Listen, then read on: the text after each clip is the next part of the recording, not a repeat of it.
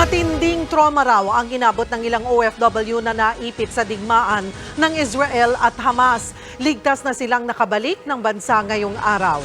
Live mula sa NAIA Terminal 3, nasa frontline ng balitang yan si Elaine Fulgencio. Elaine.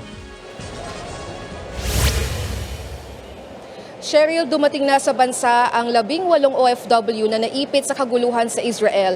Sila yung ikalawang batch ng mga OFW na umuwi sa bansa. Kabilang na riyan yung isang OFW na naiwan sa Abu Dhabi matapos makaranas ng chest pain. Nabigyan na kasi siya ng medical clearance para makabiyahe.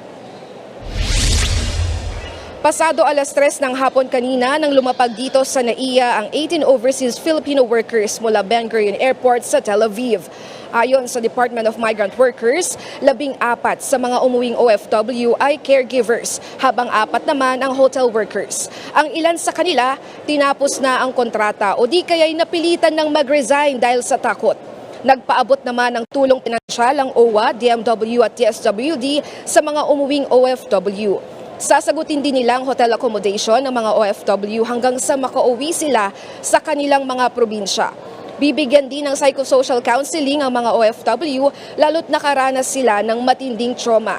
Ayon sa Department of Foreign Affairs, nasa 78 Pilipino na ang nasa Rafah crossing papuntang Egypt at naghihintay pa rin na makapasok. Mahigit 100 Pinoy naman sa Gaza ang hindi makalabas dahil sa tindi ng sitwasyon doon.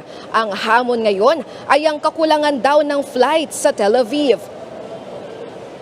Ang hamon pong kinakaharap ng ating opisina doon ngayon ay yung regular na available na flights galing sa Tel Aviv. So yun po ang tinatrabaho ng ating mga kasama sa OWA at DMW sa Israel na makakuha po tayo ng regular flights para din po sa mga susunod pang repatriation.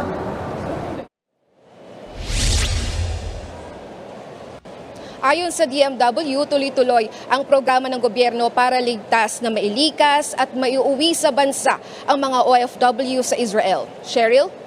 Maraming salamat, Elaine Fulgencio. Mga kapatid, Cheryl Cosim po.